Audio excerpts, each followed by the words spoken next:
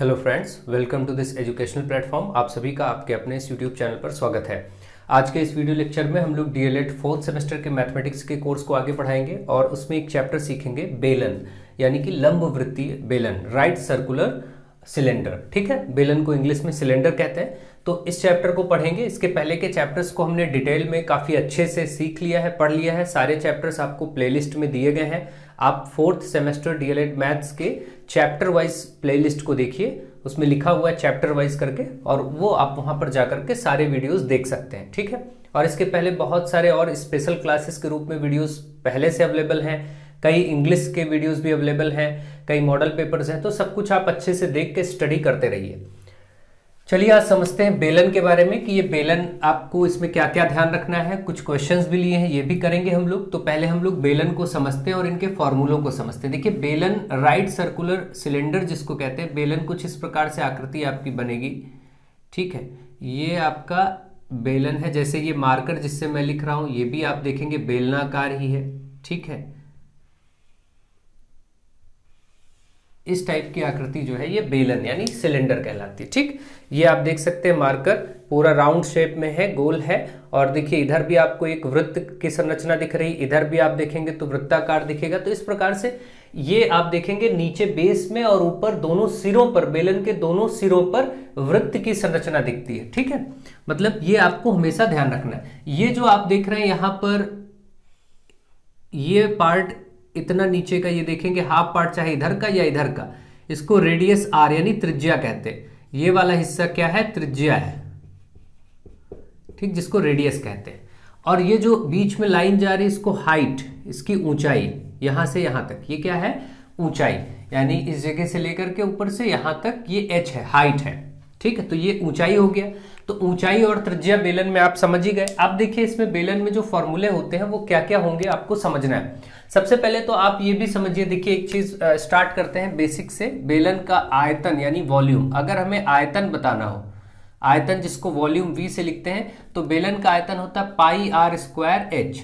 अब आप देखिए यहां से पाई आर स्क्वायर क्या है? वृत्त का, यानी कि वृत्त का क्षेत्रफल। ठीक है, आप जानते हैं। और आप देख रहे हैं इसमें वृत्त बना हुआ है। अगर आप ध्यान दें तो अगर हम ऐसे सर्कल, इस पे सर्कल, यानी कि अगर हम ऐसा माने कुछ कि नीचे भी सर्कल है और ऊपर भी सर्कल है, इन दो सर्कल को मिला करके ही तो बेलन का स्ट्रक्चर ऐसे बनता है। ठीक, ऐसे। तो अगर आप इस चीज को समझना चाहे तो ऐसे कर सकते हैं कि जैसे मान लीजिए आप सिक्के ले लीजिए, कुछ क्वाइंस ले लें और 1 रुपए या 2 रुपए या 5 रुपए के क्वाइंस ले लेते हैं। एक ही प्रकार के क्वाइंस लेंगे और उसको एक के ऊपर एक के ऊपर एक के ऊपर एक रखते जाएंगे, तो थोड़ा जब ऊंचाई तक क्वाइंस आएंगे तो वो आप संरचना जो दिखेगी वो आपको बेलन दिखेगी। ठीक है, अब उसमें से अगर आप देखें बेलन दिखेगी, और उसमें से अगर अब आपसे पूछा जाए कि नीचे सिरे पर क्या है, तो नीचे दोनों सिरों पर देखिए यहां और यहां वृत्त है। यानी कि किसी एक सिरे का क्षेत्रफल और उसकी ऊंचाई को अगर गुणा कर दें तो उसका आयतन बन जाता है। आप देख रहे हैं यहां पाई आर स्क्वायर इंटू एच। तो बेलन का जो आयतन है वो क्या है? पाई आर स्क्वायर इंटू एच। ठीक, इस बात को ध्यान रखेंगे। बेलन के लिए अगर हम बोले वक्र पृष्ठ का फॉर्मूला क्या होगा, वक्र पृष्ठ बोले या फिर वक्र पृष्ठ का क्षेत्रफल, जिसको सी ऐसे कहा जाता है, कर्व्ड सरफेस एरिया। वक्र पृष्ठ का क्षेत्रफल होता है 2 पाई आर एच। बीच में कोई साइन नहीं, मतलब गुणा है, मतलब 2 गुणे पाई गुणे आर गुणे एच। ठीक है, सबके बीच में गुणा है। 2 पाई आर एच हो गया। तीसरा, अगर आपसे पूछा जाए इसका संपूर्ण पृष्ठ का क्षेत्रफल, यानी बेलन के संपूर्ण पृष्ठ का क्षेत्रफल, संपूर्ण पृष्ठ का क्षेत्रफल, तो इसको टोटल सरफेस एरिया कहा जाता है। संपूर्ण है तो टी ऐसे, टोटल सरफेस एरिया। ये अगर आप लिखना चाहेंगे तो इसका फॉर्मूला होता है 2 पाई आर, कॉमन होता है और ब्रैकेट में एच प्लस आर। कैसे बनता है इसकी चर्चा हम ज्यादा नहीं करेंगे अभी।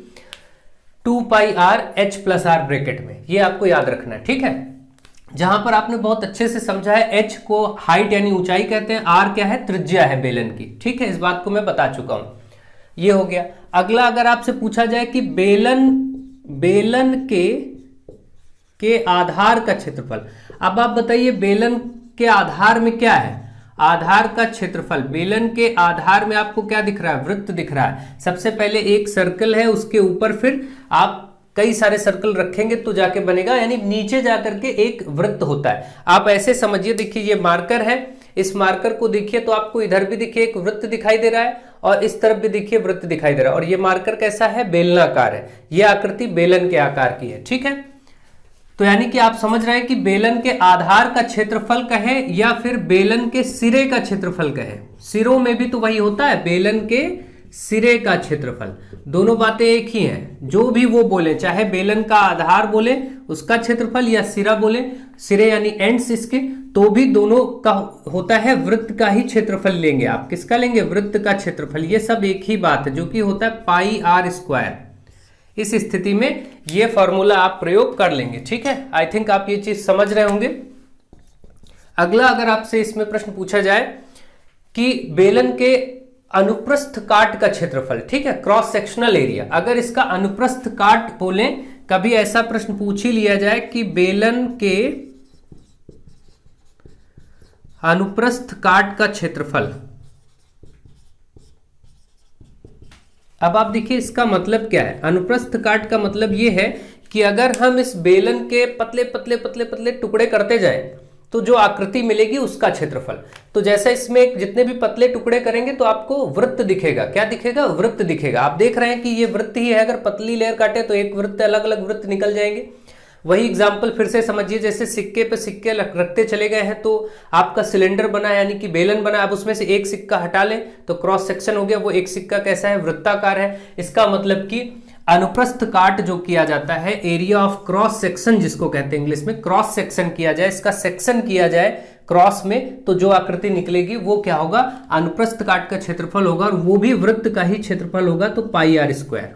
वहां भी फॉर्मूला होगा पाई आर स्क्वायर।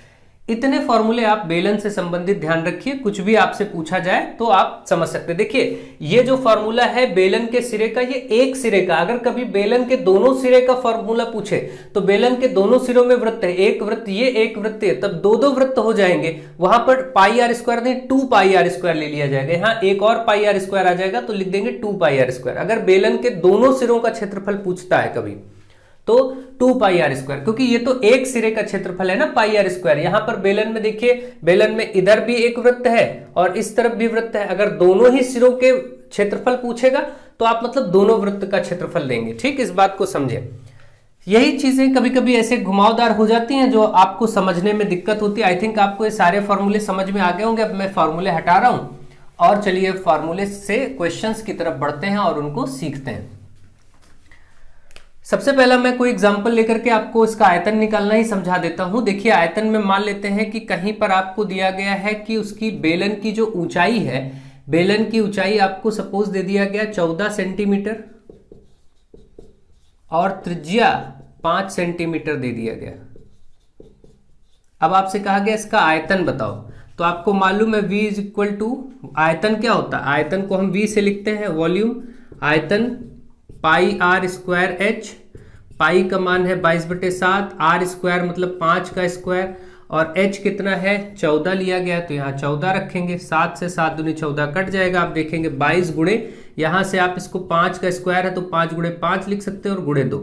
अब आप देखिए 5 25 दूना 50, 22 गुणे ये है 50, बस ये 0, 5 दूनी 10, 5 दूनी 10 11, 1100। और अगर ये सब सेंटीमीटर में थे तो आयतन को आप सेंटीमीटर की घात 3 में लिखते हैं, या इसी को घन, घात 3 को घन भी कहते हैं तो घन सेंटीमीटर भी लिख सकते हैं। ठीक, चाहे सेंटीमीटर की घात 3 कहें। देखिए कहीं पर अगर ऐसे लिखा सेंटीमीटर की घात 3 तो ये भी आयतन का ही मात्रक है, और या इसी घात 3 को कहा जाता है घन, तो घन सेंटीमीटर भी कहा जा सकता है। आयतन का मात्रक ये भी हो सकता है और ये भी हो सकता है। ठीक है,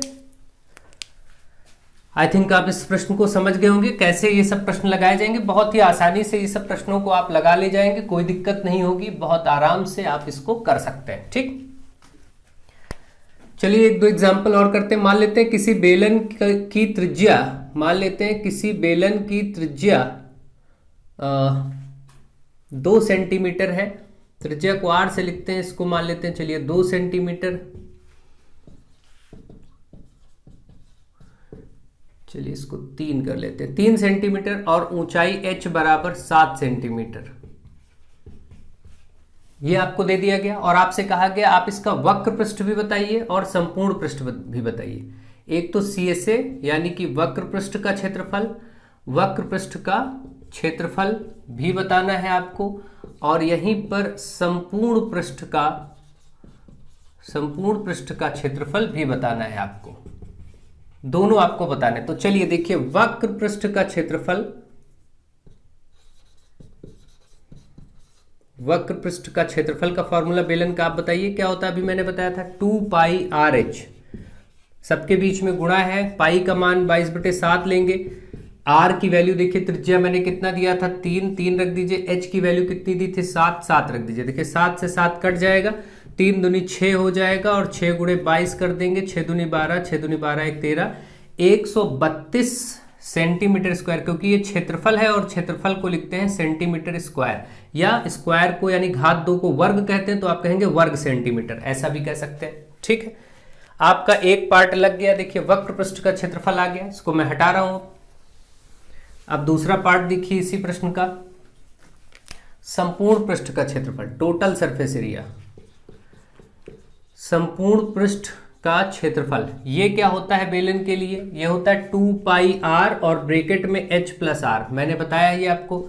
अब देखिए यहां से 2π की वैल्यू रखेंगे 22/7, r की वैल्यू देखिए यहां पर क्या थी 3, और यहाँ h कितना है 7 और ये कितना है 3। ठीक है, अब आप देखेंगे यहां से 2 गुणे 22/7 गुणे 3 गुणे 7 3 10। अब आपको इसको गुणा करना है और 7 से भाग कर देना है, डेसिमल में आएगा। ठीक है, तो इसमें ये आप करेंगे 3 दूनी 6, 6 गुणे 22 गुणे 6 3 ये, और 3 दूनी 6 हो जाएगा, 6 गुणे 22 गुणे 10/7। ठीक है, अब आप इसको गुणा करिए, 6 दहम 60, 60 गुणे 22/7, ये हो जाएगा 0, 6 दूनी 12, 6 दूनी 12 1 13/7। इसको बस आंसर कर लीजिए कट करके, 7 से आप काटेंगे, 7 एकम 7, 7 एकम 7, 6 बचा 62, 7 8 56, 7 8 56, फिर 6 बचा 60, 60 हो जाएगा 60, 7 से फिर काटेंगे, 7 8 56 पॉइंट, फिर बचेगा 4, 40 हो जाएगा, 7 बचे 35, फिर 5 बचेगा, 50 हो जाएगा, 7 7 49। इस प्रकार से ये आंसर आ जाएगा। ठीक है, तो 188.57 करके आपका, क्योंकि क्षेत्रफल है इसलिए सेंटीमीटर स्क्वायर कर देंगे, लिख देंगे, आंसर हो जाएगा आगे। आई थिंक आप ये समझ गए कि आपको कैसे करना था, कोई दिक्कत की बात नहीं होगी। आपको ये सारी चीजें, सारे क्वेश्चन समझ में आ रहे होंगे, कोई ऐसी दिक्कत की बात नहीं है, आप आसानी से समझ सकते हैं। अब चलिए ये प्रश्न जो आपके सामने लिखे हैं इनको हम सॉल्व करेंगे। क्वेश्चन नंबर 1 देखिए क्या बोला गया, एक बेलन के आधार का क्षेत्रफल, आधार का क्षेत्रफल देखिए अभी मैंने बताया था बेलन के आधार में क्या होता है, वृत्त। इसका मतलब इसने जो आपको दिया है वो दिया है बेलन के आधार का क्षेत्रफल। पहले जो कुछ दिया है वो नोट कर लेते हैं, आधार का क्षेत्रफल, और जो कि होता है πr²। इसका मतलब आपको इसने πr² दे दिया है। कितना दिया है, बेलन के आधार का क्षेत्रफल 100 वर्ग सेंटीमीटर लिखे, या फिर ऐसे आप लिख लीजिए सेंटीमीटर का स्क्वायर, ये आपको दिया गया है पहला। फिर ऊंचाई भी दी गई है, ठीक है, यानी कि बेलन की ऊंचाई भी दे दी गई है, तो बेलन की ऊंचाई भी दी गई है, तो इसको भी हाइट कितनी दी गई है 10 सेंटीमीटर। क्योंकि दोनों सेंटीमीटर में है इसलिए बदलने की जरूरत नहीं, ये भी सेंटीमीटर ये भी सेंटीमीटर स्क्वायर। तो अब आपको बेलन का आयतन बताना था। अब आप देखिए आयतन क्या होता है, बेलन का आयतन होता है πr²h। πr²h आप देख रहे सब गुणा ही होता है। πr² अलग से आपको दिया था, आधार का क्षेत्रफल वृत्त ही होता है और वृत्त का क्षेत्रफल इसमें πr² होता है, इसकी जगह 100 रख दीजिए। मैंने ये चीज आपको अच्छे से समझा दी। h देखिए यहाँ 10 है, यहाँ 10 रख दीजिए, हो जाएगा 1000। भाई 100 गुणे 10 कितना हो जाएगा 1000, और क्योंकि आयतन है इसलिए सेंटीमीटर की घात 3, और ये आपका आंसर हो गया। इसमें और कुछ नहीं करना, बस यहाँ पर इस प्रश्न में आपको क्या ध्यान देना था, आपको प्रश्न पढ़ते ही समझ आ जाना चाहिए कि एक बेलन के आधार का क्षेत्रफल, और बेलन के आधार में क्या होता है, वृत्त होता है, नीचे भी ऊपर भी, मैंने आपको समझाया। यानी वो वृत्त का क्षेत्रफल दिया था, और वृत्त का क्षेत्रफल का फॉर्मूला होता है πr², है ना।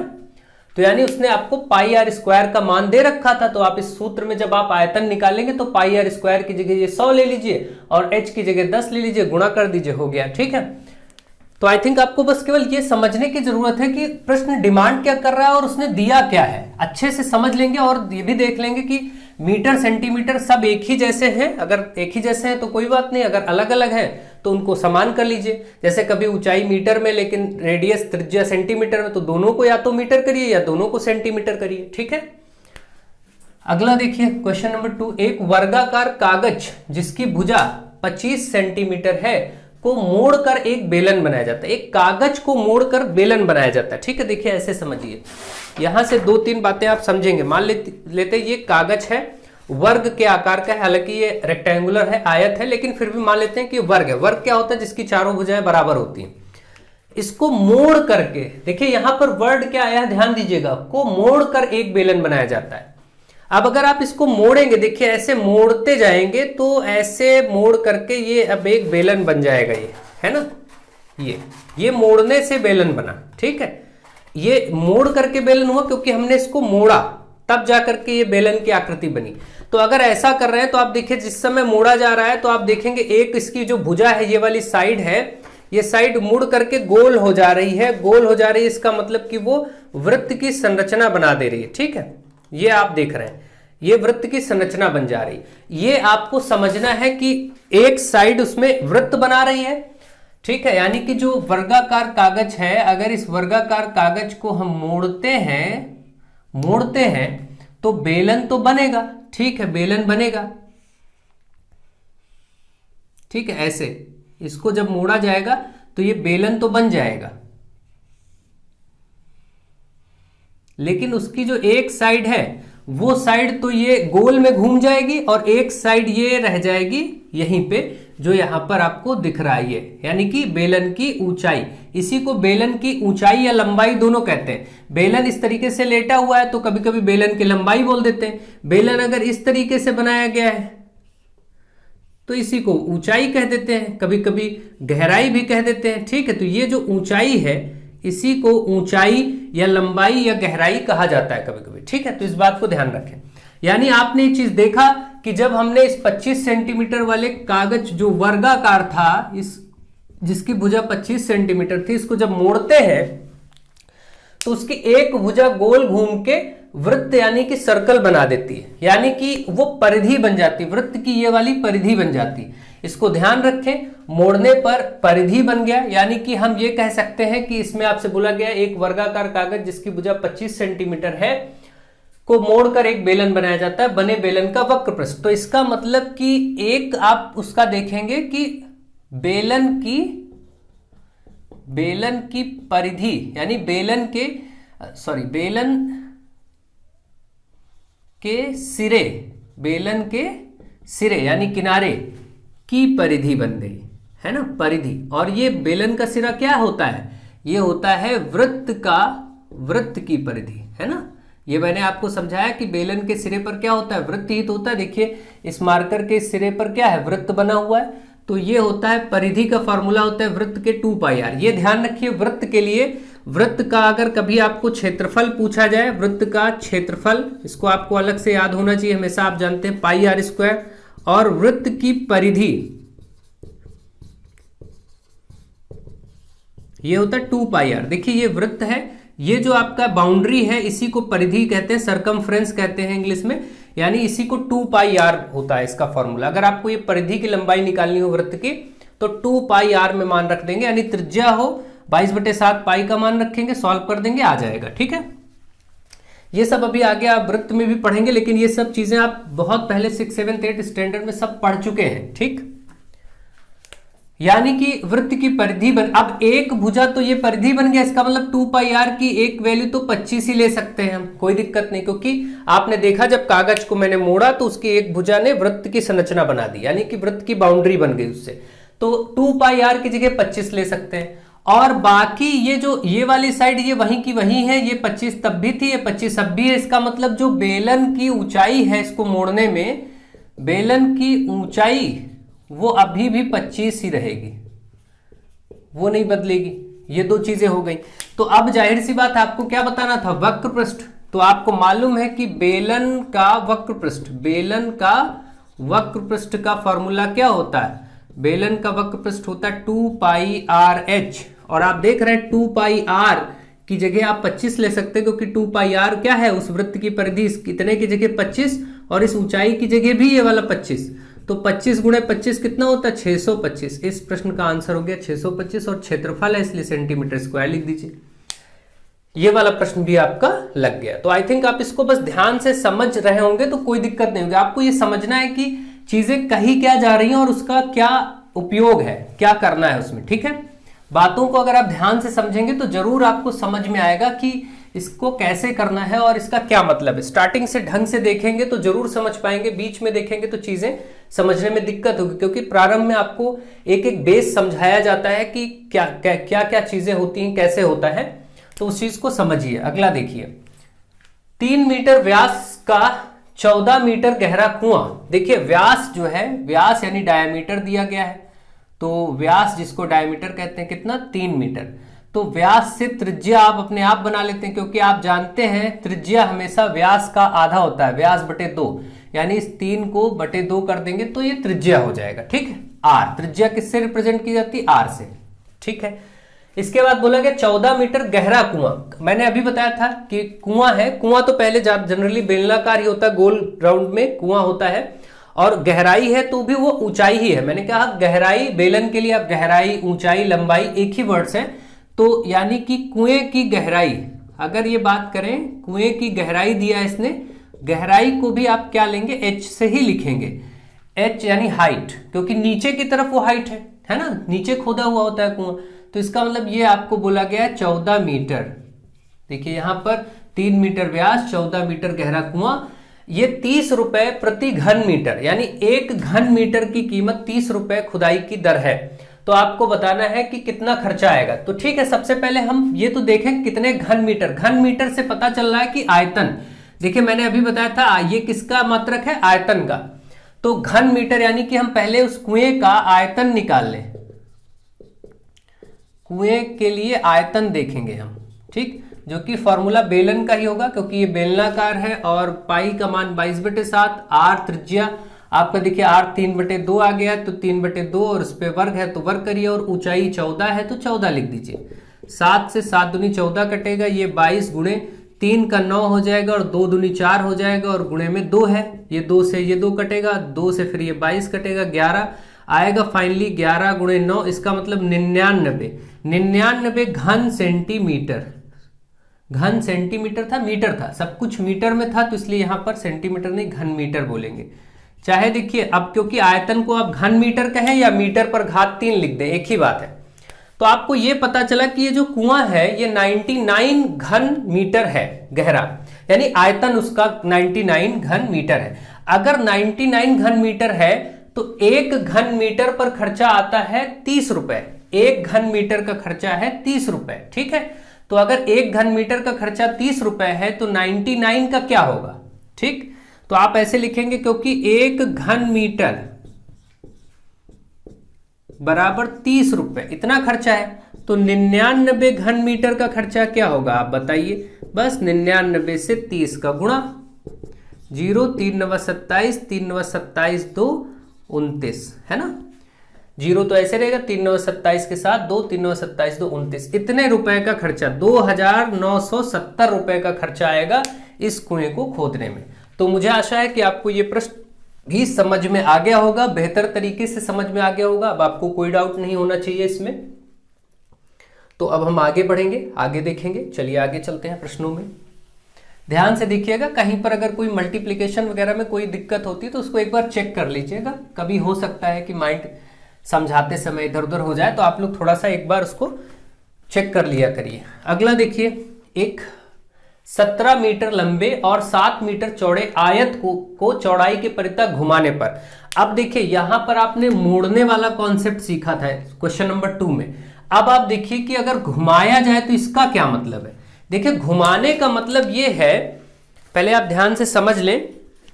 देखिए अगर ये आयत है, आप देख रहे हैं आयत है, मान लेते हैं 17 मीटर लंबाई है और ये 7 मीटर चौड़ाई है, 17 और 7 है ना, मान के चलते हैं कि ये इसकी लंबाई है और ये चौड़ाई है 17 और 7।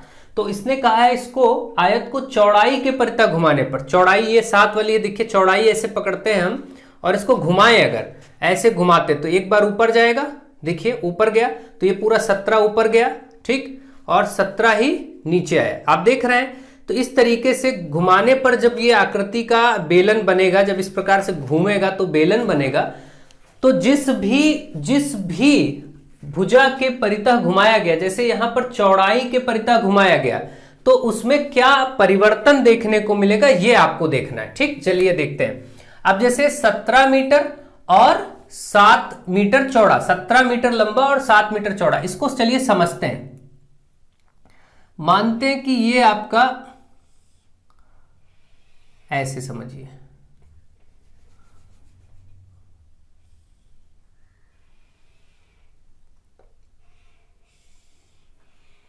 ये आपका 17 है लंबाई और ये मान लेते हैं 7 है, ठीक।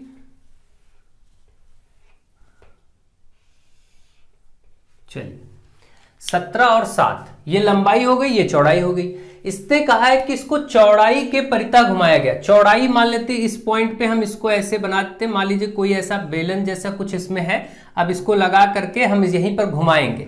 अगर घुमाएंगे तो यही वाला सिरा एक बार नीचे आएगा, मान लीजिए ये सिरा ऐसे नीचे आएगा एक बार जब घुमाया जाएगा, तो एक बार नीचे एक बार ऊपर, है ना।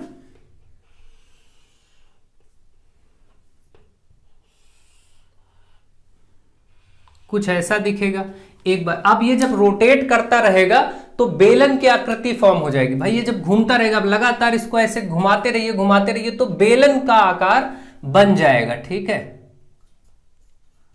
कुछ इस टाइप से आप समझ सकते हैं। ये देख रहे हैं बेलन जैसी आकृति का आपको फील आएगा कि हाँ बेलन जैसी आकृति बनेगी अगर गोल गोल इसको घुमाते रहेंगे। तो ये आपका बेलन बन जाएगा। अब अगर ये बेलन बन जाएगा तो आप इसको समझने का प्रयास करिए कि घुमाया किसके परितः गया था। परितः का मतलब चारों ओर घुमाया गया है, चौड़ाई के परितः, ठीक है। तब जाकर के ये बेलन की आकृति। चौड़ाई देखिए कहां थी, यहां से देखिए इतनी ये चौड़ाई थी। पहले तो पेपर यही था यहां तक, ठीक। ये 7 था, 7 अभी भी बीच में ही है। जिसके परितः घुमाया गया चौड़ाई के परितः वो अभी भी सेंटर में, और बीच वाली इस रेखा को आप देखिए। अगर इसको मैं बेलन को फिर से बना के आपको दिखाऊं तो आपको मैंने अभी प्रारंभ में ही बताया कि ये जो है ये बीच वाली रेखा ये क्या होती, ऊंचाई, है ना, ये ऊंचाई होती। इसको चाहे आप ऐसे ऐसे बनाते हैं तब भी, ऐसे बनाते हैं तब भी आप इसको ध्यान से समझिए, ये वाला ऊंचाई कहलाता है, ऊंचाई या लंबाई, ठीक। ये चीज आपके सामने है। तो अगर ये ऊंचाई है, ठीक है, तो अभी भी ये ऊंचाई ही रहेगा। 7 यहां था, 7 ये भी होगा। लेकिन आप देखिए जो 17 था लंबाई दूसरी भुजा, तो वो क्या हो गई, 17 ऊपर भी है और यहां से 17 ये नीचे की तरफ भी हो गया। तो अब आप ये ध्यान दीजिए जरा कि ये क्या होता है, ये वाला पार्ट, आधा पार्ट, यहां से यहां का आधा पार्ट और यहां से यहां का आधा पार्ट, ये त्रिज्या होता है। यानी ये जो 17 है ये त्रिज्या बन गया। क्या बन गया, त्रिज्या बन गया, ठीक है।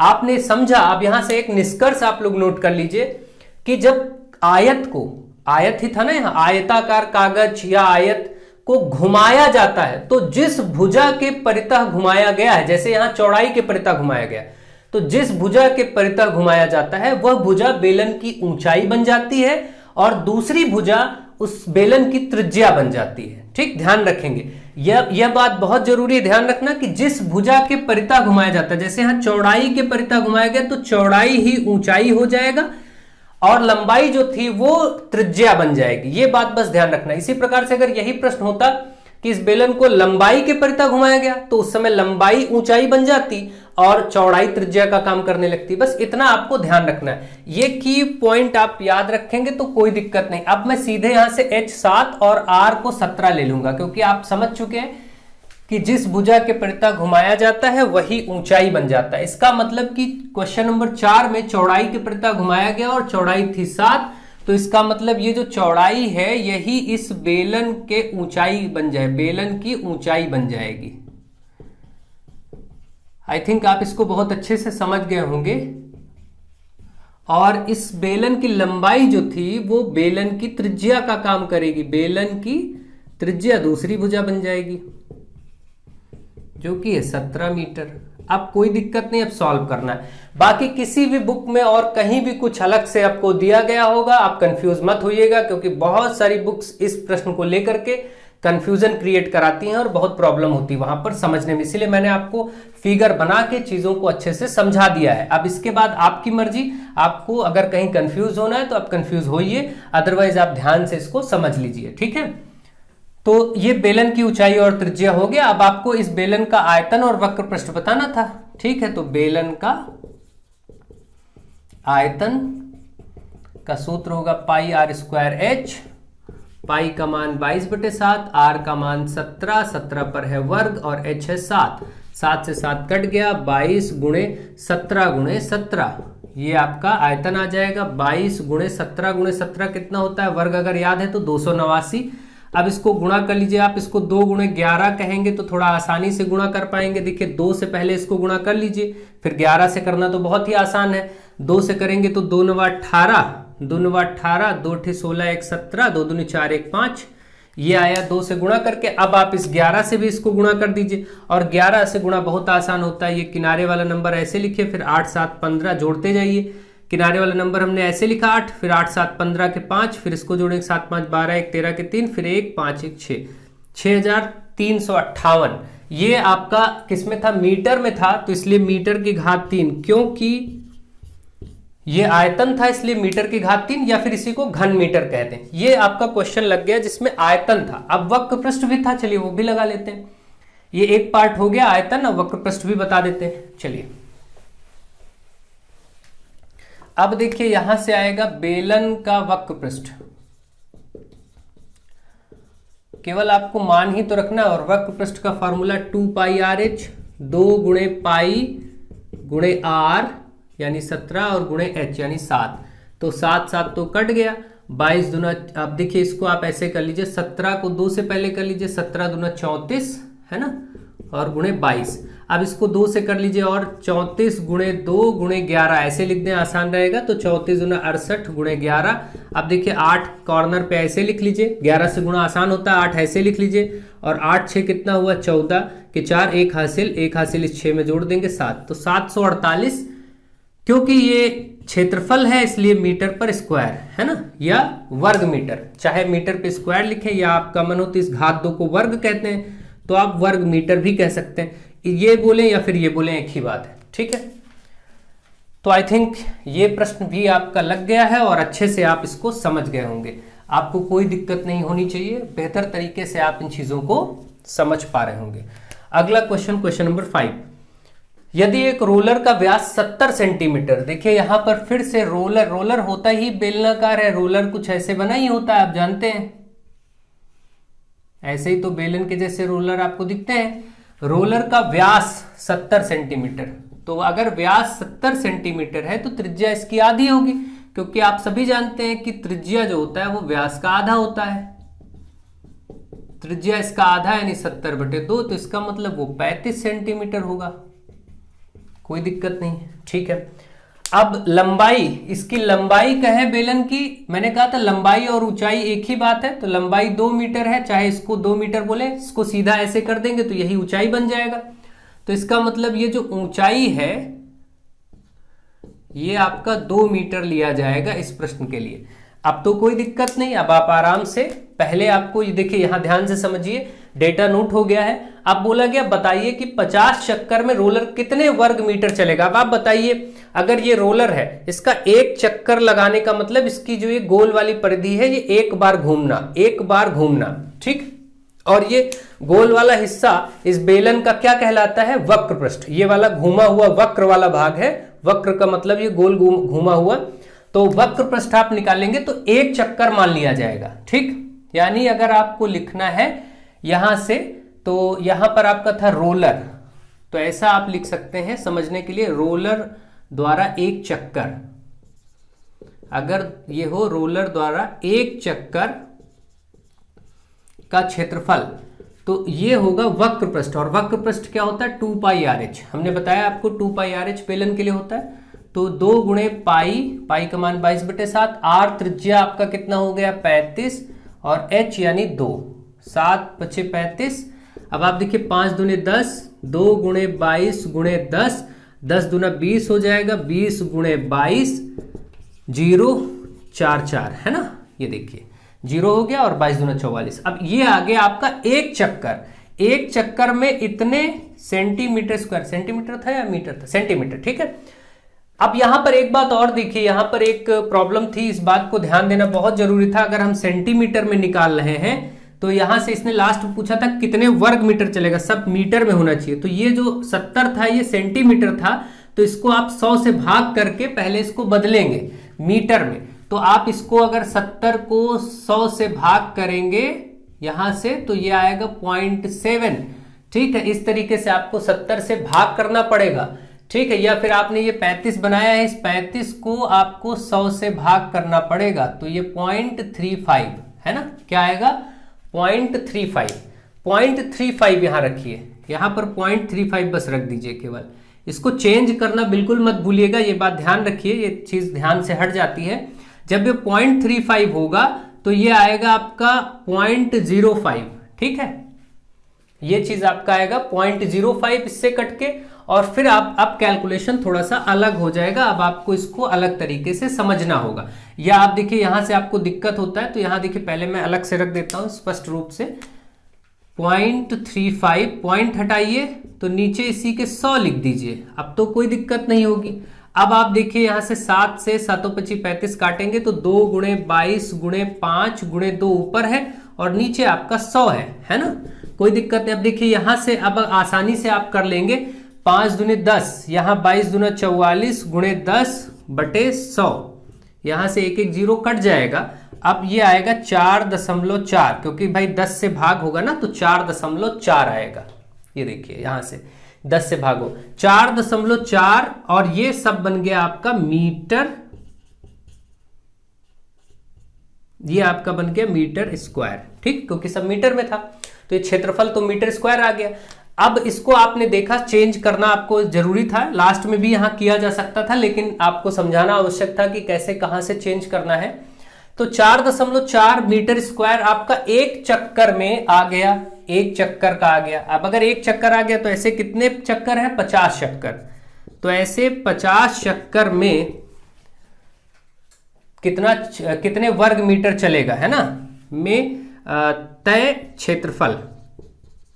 तो 50 से बस गुणा कर दीजिए, एक बार में इतना, तो 50 से गुणा, जीरो ऐसे लग जाएगा, और फिर 5 चौके 20, 5 चौके 20, 2 22, और यहां से एक अंक पे दशमलव, आप देखेंगे 220 वर्ग मीटर, 220 वर्ग मीटर तय करेगा क्षेत्रफल। ठीक है, ये आपका आंसर आ चुका है इसका। तो आई थिंक आप ये प्रश्न भी अब अच्छे से समझ गए होंगे, आपको ढंग से चीजें समझ में आ गई होंगी कि कैसे आपको समझना है, किन किन बातों का ध्यान रखना है। एक प्रश्न और है अंत में, इसको भी कर लेते हैं। क्वेश्चन नंबर 6, 550 घन सेंटीमीटर। देखिए जैसे ही ये घन सेंटीमीटर दिया होता है तुरंत पता चलता है ये आयतन दिया है। ठीक है, सेंटीमीटर की घात 3 या घन सेंटीमीटर लिखा है तो इसका मतलब ये आयतन दिया है। तो पहले नोट कर लेते हैं जो कुछ दिया है। आयतन दिया है 550 घन सेंटीमीटर। ठीक है, फिर बोला गया है लोहे से लंबवृत्तीय बेलनाकार सरिया बनाई जाती है। सरिया बिल्कुल ऐसे बेलन जैसी होती है, आप देखते हैं, तो उसकी सरिया बनाई गई।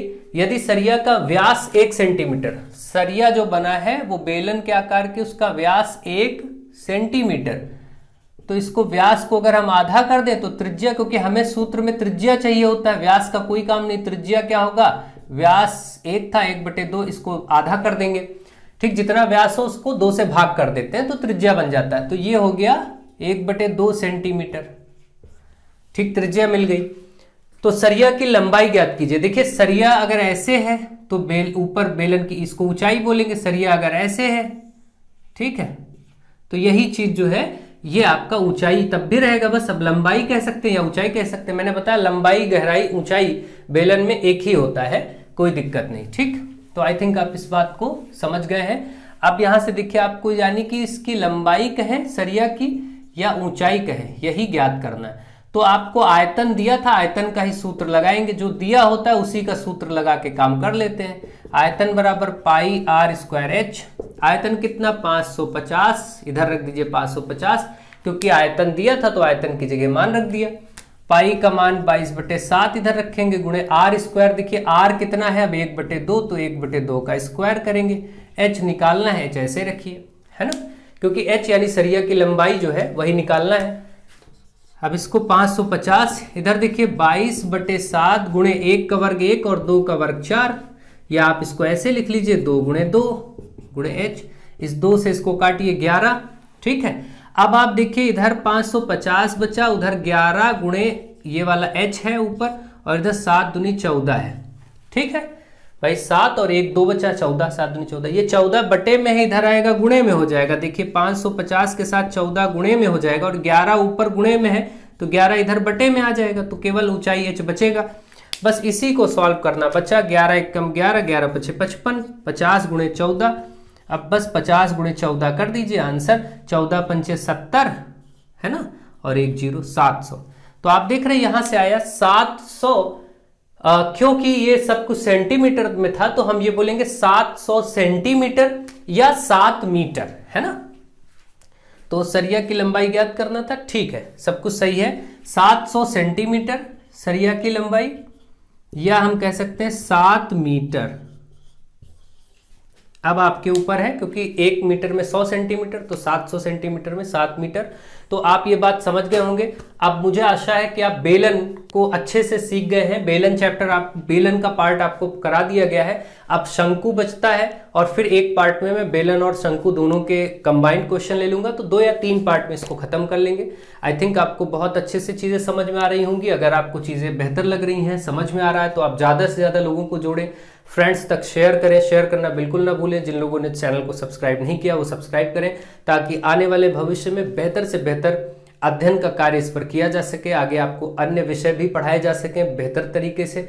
तो आप लोग अपना सहयोग जारी रखें, अध्ययन जारी रखें, घर पे रहें, सुरक्षित रहें, अध्ययन करते रहें और बहुत अच्छी सफलता प्राप्त करें। So thank you to all of you.